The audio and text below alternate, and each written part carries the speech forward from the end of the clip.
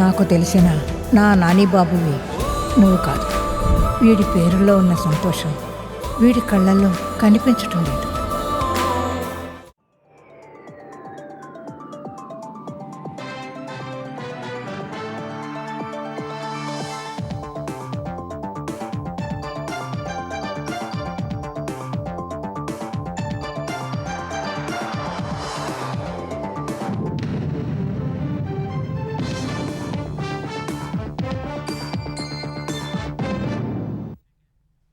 నమస్కారం, ETV news కు స్వాగతం. ముఖ్యాంశాలు: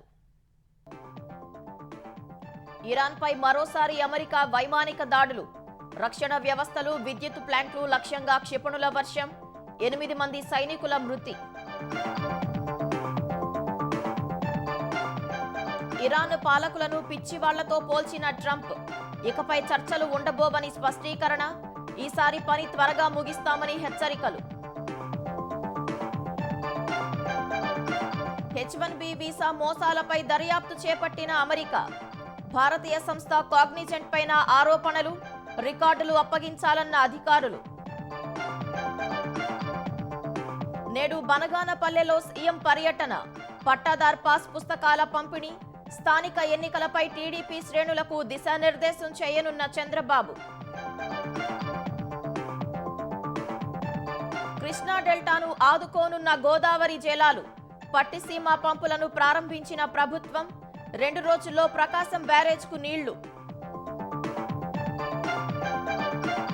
భీమ్రెడ్డి రిమాండ్ రిపోర్ట్లో సంచలన విషయాలు, బినామీ పేర్లతో భారీగా ఆస్తులు, మార్కెట్ విలువ 200 కోట్లు పైనేనని ఏసీబీ అంచనా.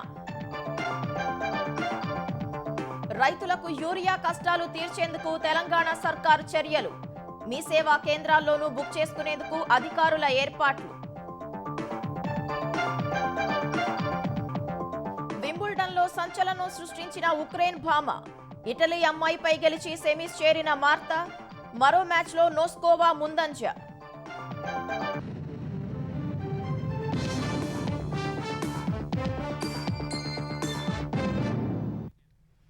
అమెరికా ఇరాన్ దాడులతో పశ్చిమాసియా మరోసారి రణరంగంగా మారింది. అమెరికా బాంబు దాడులతో ఇరాన్ నగరాలు దద్దరిల్లుతున్నాయి. ఇరాన్తో ఇకపై ఎలాంటి దౌత్య చర్చలు ఉండవని అమెరికా అధ్యక్షుడు ట్రంప్ ప్రకటించారు. ఇరాన్ హిట్ లిస్ట్లో తానే నంబర్ 1 అన్న ట్రంప్ ఈసారి కథ ముగిస్తామని పేర్కొన్నారు. హర్ముజ్ జలసంధిలో వాణిజ్య నౌకలపై దాడులు చేసిందంటూ ఇరాన్పై అమెరికా సైన్యం క్షిపణులతో విరుచుకుపడుతోంది.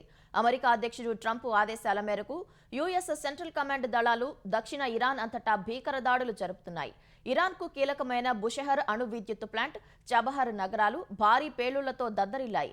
హర్ముజ్ జలసంధిలో వాణిజ్య నౌకలు, పౌర సిబ్బందిపై ఇరాన్ జరిపిన దాడులకు ప్రతీకారంగానే ఈ చర్యలు తీసుకున్నట్లు అమెరికా తెలిపింది. ఇరాన్ వైమానిక రక్షణ వ్యవస్థలు, రాడార్లు, ఐఆర్జీసీ బోట్లను లక్ష్యంగా చేసుకుంటున్నట్లు పేర్కొంది. ప్రస్తుతం మధ్యప్రాచ్యంలో 20కి పైగా అమెరికా యుద్ధ నౌకలు గస్తీ కాస్తున్నాయి. అమెరికా దాడుల్లో ఇప్పటి వరకు 8 మంది ఇరాన్ సైనికులు మరణించినట్లు సమాచారం.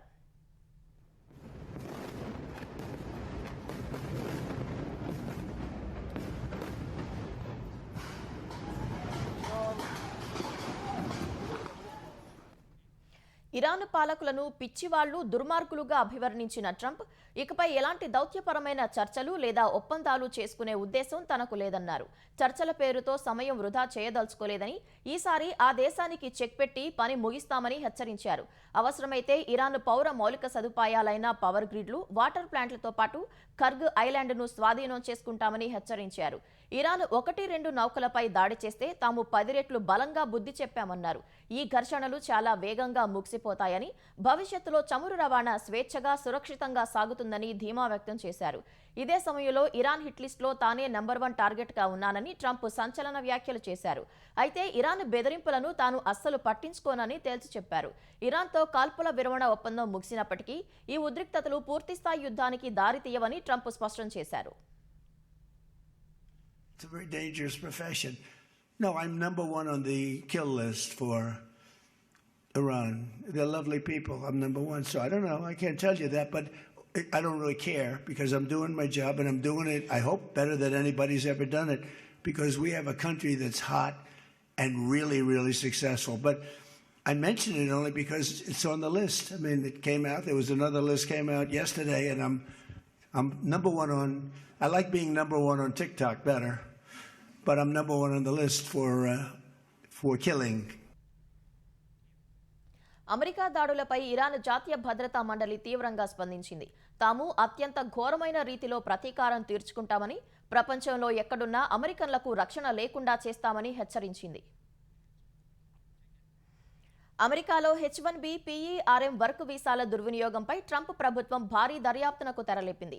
పలు కంపెనీలు వీసా ప్రక్రియల్లో తీవ్ర మోసాలకు పాల్పడినట్లు అమెరికా కార్మిక శాఖ ఇన్స్పెక్టర్ జనరల్ కార్యాలయం OAG తెలిపింది. ప్రముఖ భారత ఐటీ సంస్థ కాగ్నిజెంట్ సైతం వీసా అక్రమాల ఆరోపణలను ఎదుర్కొంటున్నట్లు పేర్కొంది.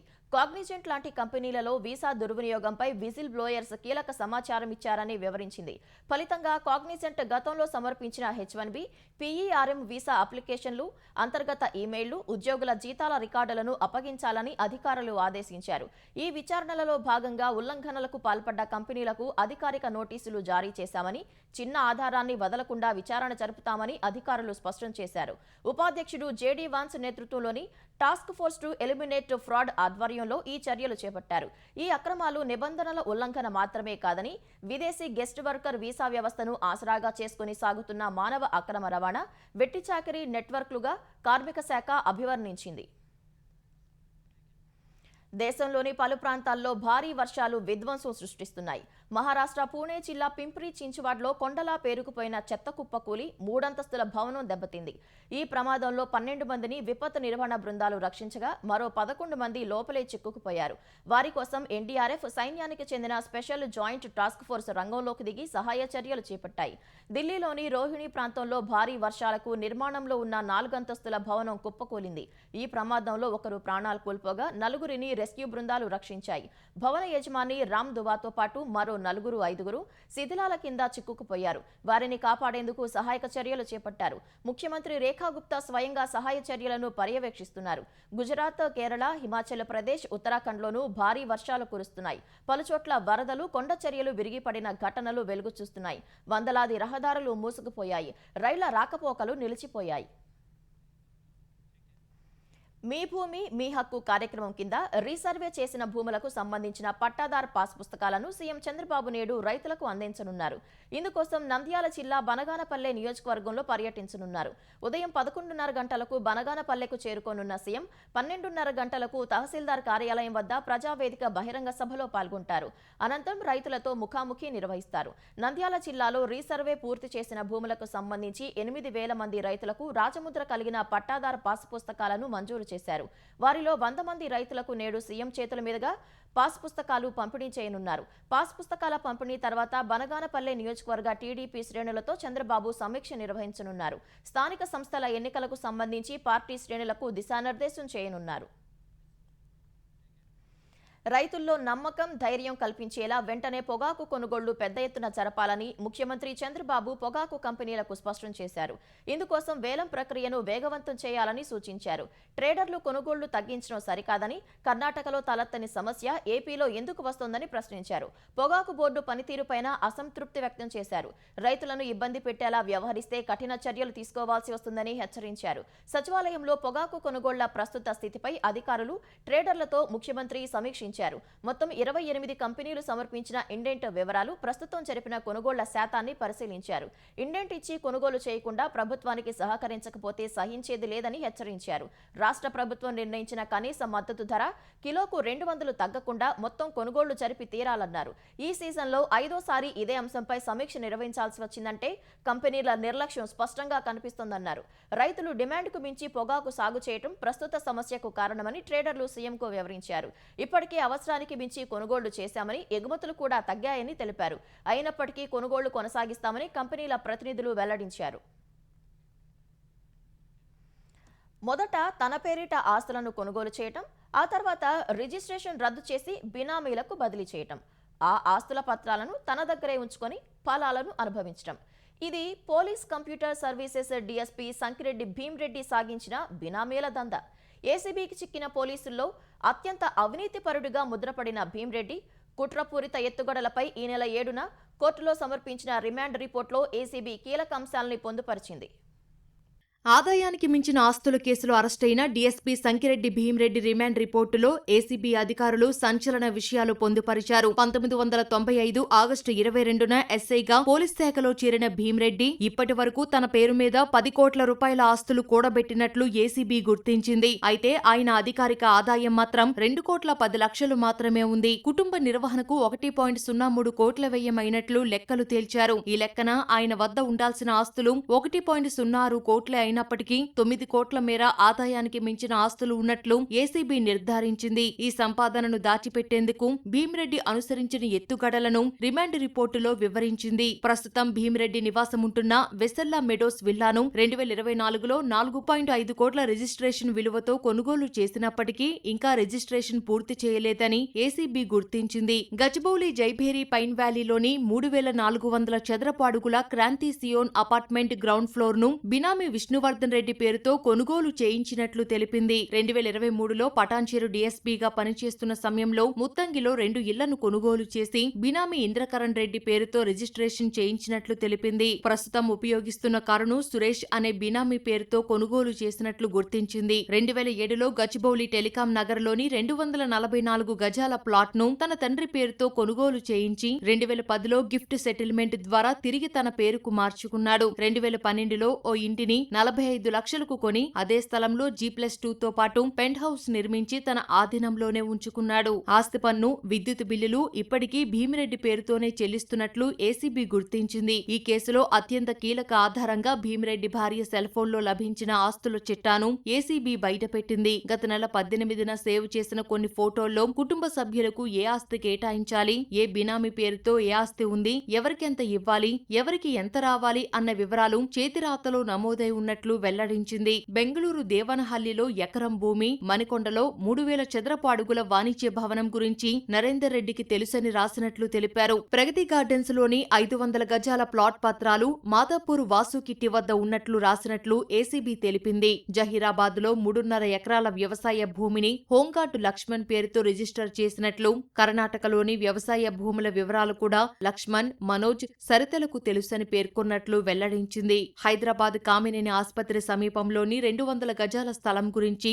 శ్రీనాథ్ రెడ్డికి తెలుసని, పటాన్చెరు జీపీఆర్ హౌసింగ్ సొసైటీలోని 400 గజాల భూమి ఇంద్రకరణ్ రెడ్డి పేరుతో రాసినట్లు ఏసీబీ తెలిపింది. పటాన్చెరులో మరో 200 గజాల స్థలం లడ్డూ నరవ పేరుతో ఉందని, ప్రదీప్ గౌడ్ వద్ద నుంచి 45 లక్షలు రావాల్సి ఉందని రాసినట్లు తెలిపారు. వికారాబాద్ మోమిన్పేటలో 1000 గజాల భూమి, సరిత పేరిట 2 ఎకరాల భూమికి చెల్లింపులు పూర్తయినా రిజిస్ట్రేషన్ పెండింగ్ లో ఉందని చిట్టాలో నమోదైనట్లు ఏసీబీ పేర్కొంది. ఈ నెల 2న వెసెల్లా మెడోస్ లో సోదాల సమయంలో భీమిరెడ్డి ఛాతి నొప్పి, శ్వాస సమస్యతో అస్వస్థతకు గురికావడంతో అరెస్టును వాయిదా వేసినట్లు ఏసీబీ కోర్టుకు తెలిపింది. ప్రాథమిక చికిత్స అనంతరం బంజారాహిల్స్ సిటీ న్యూరో సెంటర్ కు తరలించగా ఈ నెల 6న డిశ్చార్జ్ అవుతున్న సమయంలో అదుపులోకి తీసుకుని అరెస్టు చేసినట్లు రిమాండ్ రిపోర్టుల్లో పేర్కొంది. తెలంగాణలో యాప్ ద్వారా యూరియా బుక్ చేసుకోవడానికి ఇబ్బంది పడుతున్న రైతులకు రాష్ట్ర ప్రభుత్వం మరో అవకాశం కల్పించింది. యాప్తో పాటు మీ సేవా కేంద్రాల్లోనూ యూరియా బుక్ చేసుకునే అవకాశం కల్పించింది. ఫర్టిలైజర్ యాప్ వినియోగించలేని రైతులు మీ సేవా కేంద్రాల ద్వారా బుక్ చేసుకోవచ్చునని వ్యవసాయ శాఖ తెలిపింది. పట్టాదార్ పాస్బుక్ నంబర్ ఇస్తే మీ సేవా ఆపరేటర్ రైతు వివరాలు, సాగు విస్తీర్ణం, పంట వివరాలను నమోదు చేస్తారు. రైతు ఎంపిక చేసిన ఎరువుల డీలర్ వద్ద అవసరమైన యూరియాను బుక్ చేస్తారు. రైతు మొబైల్ నంబరుకు పంపిన ఓటీపీని ధృవీకరించిన తర్వాత వెంటనే బుకింగ్ ఐడి వస్తుంది. ఓటీపీ రావాలంటే రైతులు తమ పట్టాదార్ పాస్బుక్తో అనుసంధానమైన మొబైల్ నంబర్ యాక్టివ్లో ఉండేలా చూసుకోవాలని మీ సేవా కమిషనర్ సూచించారు. మీ సేవా బుకింగ్ ఐడి 48 గంటలు మాత్రమే చెల్లుబాటు అవుతుంది. గడువు ముగిసేలోగా రైతులు ఎంపిక చేసిన ఎరువుల డీలర్ను సంప్రదించి యూరియాను కొనుగోలు చేయాలి. ₹10 నామమాత్రపు సేవా రుసుముతో మీ సేవ ద్వారా రైతులు ఈ సదుపాయాన్ని పొందవచ్చని వ్యవసాయ శాఖ సూచించింది. సబ్సిడీ యూరియా బుకింగ్ను ఫర్టిలైజర్ బుకింగ్ యాప్ లేదా మీ సేవా కేంద్రాల ద్వారానే చేయాలని స్పష్టం చేసింది. ఆంధ్రప్రదేశ్లో కృష్ణా డెల్టాకు మరోసారి గోదావరి అండగా నిలుస్తోంది. ఎగువ ప్రాంతాల నుంచి కృష్ణా ప్రాజెక్టులోకి నీరు రాకపోవడంతో గడ్డు పరిస్థితి నెలకొంది. ఈ క్రమంలో ఆయకట్టు ఎండిపోకుండా కాపాడేందుకు పట్టిసీమ మరోసారి ప్రాణదాతగా నిలుస్తోంది. గోదావరి జలాలను పట్టిసీమ పంపుల ద్వారా ప్రకాశం బ్యారేజ్కు తరలిస్తున్నారు. ఎల్నినో ప్రభావంతో వర్షాలు ముఖం చాటేయడం, ఎగువ ప్రాంతాల నుంచి ప్రాజెక్టుల్లోకి వరద రావకపోవడం వంటి గడ్డు పరిస్థితుల్లో కృష్ణా డెల్టాకు మరోసారి గోదావరి జలాలే దిక్కయ్యాయి. కృష్ణా డెల్టాకు బ్యాలెన్సింగ్ జలాశయంగా ఉన్న పులిచింతల ప్రాజెక్టులో ఉన్న 32 టీఎంసీలు ఏమాత్రం సరిపోని పరిస్థితుల్లో పోలవరం ప్రాజెక్టు పూర్తయ్యేలోపు గోదావరి వరద జలాలు మళ్లించాలన్న ఉద్దేశంతో 2015లో చేపట్టిన పట్టిసీమ ఎత్తిపోతల పథకమే ఈసారి డెల్టాను ఆదుకుంటోంది. గోదావరి జలాలను పట్టిసీమ ద్వారా ప్రకాశం బ్యారేజీకి తరలిస్తున్నారు. గత 11 ఏళ్లుగా 442 టీఎంసీల నీటిని పట్టిసీమ నుంచి కృష్ణా డెల్టాకు వినియోగించారు. డెల్టా కింద తూర్పు, పశ్చిమ కాలవలతో పాటు గుంటూరు ఛానల్ కింద సుమారు 10,60,000 ఎకరాలకు గోదావరి జలాలు ఊపిరిపోయనున్నాయి. గోదావరిలో ఈ ఏడాది అత్యంత తక్కువ నీళ్లు ప్రవహిస్తున్నాయి. ఖరీఫ్ ప్రారంభమైన 37 రోజుల తర్వాత తాజాగా 50,000 క్యూసెక్కుల నీరు గోదావరికి వచ్చాయి. ధవళేశ్వరం బ్యారేజీ దాటి సముద్రంలోకి ఒక్క టీఎంసీ కూడా వెళ్లలేదు. గతేడాది ఇదే సమయానికి సుమారు 100 టీఎంసీలు సముద్రం పాలయ్యాయి. పట్టిసీమ నుంచి గోదావరి నీటిని ఎత్తిపోయాలంటే ఇక్కడ +14 మీటర్ల నీటి మట్టముండాలి. అయితే ఇటీవలి వర్షాలతో నది ఎగువ నుంచి ప్రవాహాలు అంచనాలను పరిగణలోకి తీసుకుని పట్టిసీమ ఎత్తిపోతల పంపులను బుధవారం మంత్రి నిమ్మల రామానాయుడు ప్రారంభించారు. పట్టిసీమ నీళ్లు పోలవరం కుడి ప్రధాన కాలువ ద్వారా ప్రకాశం బ్యారేజీకి చేరడానికి 2-3 రోజులు పడుతుంది. పట్టిసీమ ద్వారా గోదావరి జలాలు రావడంపై కృష్ణా డెల్టా రైతులు సంతోషం వ్యక్తం చేస్తున్నారు. మహిళా సాధికారతకు పెద్దపీట వేస్తూ ఒక కుటుంబం ఒక పారిశ్రామికవేత్త కార్యక్రమానికి ఆంధ్రప్రదేశ్ పట్టణ పేదరిక నిర్మూలన సంస్థ మెప్మా శ్రీకారం చుట్టింది. ఇందులో భాగంగా అమరావతిలోని సిఆర్డీఏ కార్యాలయంలో వ్యాపార భాగస్వాముల సదస్సు నిర్వహించారు. పురపాలక శాఖ మంత్రి నారాయణ సమక్షంలో స్వయం సహాయక సంఘాల మహిళలను వ్యాపారవేత్తలుగా తీర్చిదిద్దేందుకు దేశంలోని 12 ప్రముఖ ఫ్రాంచైజీ బ్రాండ్లతో మెప్మా ఎంఓయూలను కుదుర్చుకుంది. వీటి ద్వారా food and beverages, beauty and wellness, retail, ice creams, చిరుధాన్యాలు, ఎంబ్రాయిడరీ వంటి రంగాల్లో మహిళలకు వ్యాపార అవకాశాలు లభించనున్నాయి. 2 లక్షల నుంచి 20 లక్షల రూపాయల పెట్టుబడితో ఇంటి వద్దే ఏర్పాటు చేసుకునే కియోస్కులు, కంటైనర్ యూనిట్లు, బుటిక్ నమూనాల్లో ఈ ఫ్రాంచైజీలు అందుబాటులోకి రానున్నాయి. ఇందుకు మహిళలకు ముద్ర, CGTMSE పథకాల ద్వారా బ్యాంకుల నుంచి రుణాలతో పాటు అవసరమైన సాంకేతిక శిక్షణ, మార్గదర్శకత్వాన్ని మెప్మా అందజేస్తుంది. ప్రతి పట్టణ పేద కుటుంబానికి సుస్థిర జీవనోపాధి కల్పించాలన్నదే ప్రభుత్వ లక్ష్యమని, మహిళల ప్రగతితోనే పట్టణ ఆర్థిక వ్యవస్థ బలోపేతమవుతుందని ఈ సందర్భంగా మంత్రి నారాయణ తెలిపారు. యాదగిరిగుట్ట దేవస్థానానికి ప్రత్యేక గుర్తింపు వచ్చేలా పనిచేయాలని కొత్త పాలక మండలికి ముఖ్యమంత్రి రేవంత్ రెడ్డి దిశానిర్దేశం చేశారు. మర్రి చెన్నారెడ్డి మానవ వనరుల అభివృద్ధి కేంద్రంలో యాదగిరిగుట్ట పాలక మండలి సభ్యులు సీఎం రేవంత్ రెడ్డిని మర్యాదపూర్వకంగా కలిశారు. ఈ సమావేశానికి దేవాదాయ శాఖ మంత్రి కొండా సురేఖ కూడా హాజరయ్యారు. భక్తులకు ఎలాంటి ఇబ్బంది లేకుండా ప్రశాంతంగా ఆధ్యాత్మిక వాతావరణంలో స్వామివారిని దర్శించుకునేలా సదుపాయాలు కల్పించాలని పాలక మండలికి సీఎం రేవంత్ రెడ్డి సూచించారు. రక్షణ రంగంలో స్వదేశీ పరిజ్ఞానంతో ఆశించిన మేర ఉత్పత్తులు పెరుగుతున్నాయని తెలంగాణ ఐటీ పరిశ్రమల మంత్రి శ్రీధర్ బాబు తెలిపారు. తెలంగాణ నుంచి రక్షణ ఉత్పత్తులు భారీగా పెరిగాయని, భవిష్యత్తులో మరింత పురోగతి సాధిస్తామని ఆకాంక్షించారు. టీవక్స్ ఆధ్వర్యంలో నిర్వహించిన నేషనల్ డిఫెన్స్ ఇన్నోవేషన్ కాంక్లేవ్లో రక్షణ ఉత్పత్తుల పరిశోధనల సంస్థలు, అంకుర పరిశ్రమలు స్టాళ్లను ఏర్పాటు చేశాయి. వాటిని మంత్రి శ్రీధర్ బాబు సహా రక్షణ రంగ నిపుణులు, పారిశ్రామికవేత్తలు పరిశీలించారు. ఈ సందర్భంగా మాట్లాడిన మంత్రి అంకుర పరిశ్రమలను ప్రోత్సహిస్తున్నామని, అంతర్జాతీయ స్థాయిలో మార్కెటింగ్ చేసుకునే సౌలభ్యం కల్పిస్తున్నామని తెలిపారు. డిఫెన్స్ సంబంధించి ఇట్లాంటి కాంక్లేవ్లో స్టార్టప్స్ని ఎంకరేజ్ చేస్తూ, ఉదాహరణకు చూస్తూ ఉన్నాం ఆ విధమైన డ్రోన్స్, ఆ విధమైన చిన్న ఎయిర్ క్రాఫ్ట్ పరికరాలకు సంబంధించి కానీ, మొన్న పాకిస్తాన్ యుద్ధంలో ఉపయోగించిన పరికరాలు కూడా ఈరోజు ఇక్కడ తయారు చేస్తూ ఉన్నామంటే యువ శాస్త్రవేత్తలు, యువ వాణిజ్యవేత్తలు, పారిశ్రామికవేత్తలు ఎదిగి దేశంలో మొత్తంలోనే ఇక్కడ డిఫెన్స్కు సంబంధించిన ప్రోడక్ట్స్ ఏర్పాటు చేయడానికి చేస్తూ ఉన్న కృషి, ఇదే విధమైన ప్రయత్నం చేస్తున్న ఎవరికైనా కానీ రాష్ట్ర ప్రభుత్వం పూర్తి స్థాయిలో ప్రోత్సాహం అందిస్తుంది. తెలంగాణలో నేడు పలు క్రీడా కార్యక్రమాలను ఇండియన్ ఒలింపిక్ అసోసియేషన్ అధ్యక్షులు పీటీ ఉషా ప్రారంభించనున్నారు.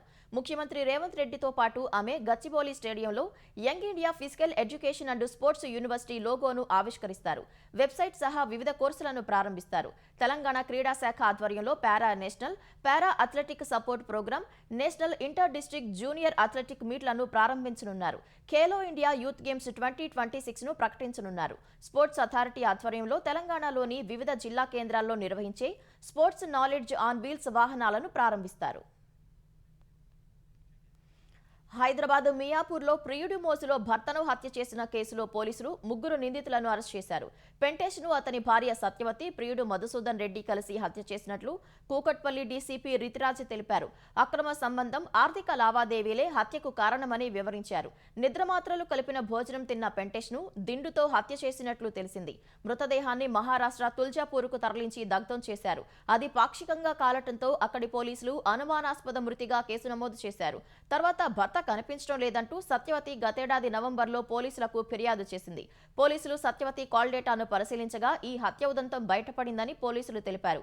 ఈ క్రమంలో నిందితులతో పాటు వారికి సహకరించిన రాజేష్ అనే వ్యక్తిని అరెస్టు చేసినట్లు కూకట్పల్లి డీసీపీ చెప్పారు. వారి నుంచి 2 లక్షల రూపాయలతో పాటు పెంటేష్ బంగారం గొలుసును స్వాధీనం చేసుకున్నట్లు వివరించారు.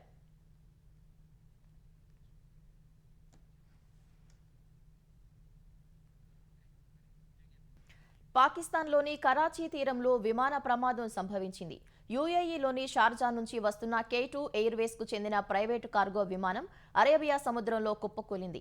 ఈ ప్రమాదంలో విమానంలోని 5గురు గల్లంతయ్యారు. కరాచీ విమానాశ్రయంలో ల్యాండ్ కావడానికి కొద్ది నిమిషాల ముందు నావిగేషన్ వ్యవస్థలో సాంకేతిక లోపం తలెత్తినట్లు పైలట్లు ఎయిర్ ట్రాఫిక్ కంట్రోల్కు సమాచారం అందించారు.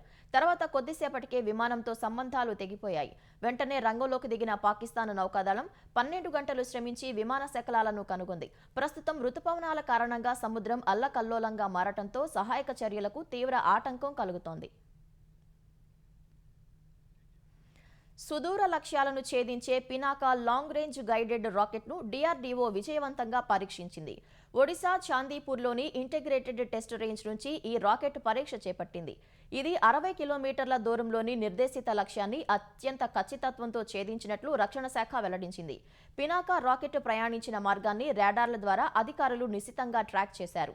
ప్రస్తుతం వాడుకలో ఉన్న పినాకా లాంచర్ ద్వారానే ఈ పరీక్ష నిర్వహించారు. దీని ద్వారా ఒకే లాంచర్ నుంచి వేర్వేరు రేంజ్లు కలిగిన పినాకా వేరియంట్లను ప్రయోగించవచ్చని, ఇది బహుళ లక్ష్య ఛేదన సామర్థ్యానికి నిదర్శనమని DRDO నిరూపించింది. పినాకా రాకెట్ పరీక్ష విజయవంతం కావడంపై రక్షణ మంత్రి రాజ్నాథ్ సింగ్ హర్షం వ్యక్తం చేశారు. ఇది దీర్ఘశ్రేణి గైడెడ్ రాకెట్ల స్వదేశీ డిజైన్, అభివృద్ధి సామర్థ్యంలో కీలక మైలురాయి అని రాజ్నాథ్ పేర్కొన్నారు. వింబుల్డన్ టెన్నిస్ టోర్నమెంట్ మహిళల సింగిల్స్ విభాగంలో ఉక్రెయిన్ అమ్మాయి మార్తా కోస్టిక్ చరిత్ర సృష్టించింది. క్వార్టర్ ఫైనల్లో ఇటలీకి చెందిన పావోలినిపై 6-3, 6-2 తేడాతో వరుస సెట్లలో విజయం సాధించి తొలిసారి వింబుల్డన్ సెమీఫైనల్లో అడుగుపెట్టింది. సెమీఫైనల్ పోరులో చెక్ రిపబ్లిక్ చెందిన 9వ సీడు నోస్కోవాతో కోస్టిక్ తలపడనుంది. మరో క్వార్టర్స్లో నోస్కోవా 6-3, 7-5తో బెల్జియం క్రీడాకారిణి మెర్టెన్స్ను ఓడించి సెమీస్కు చేరింది.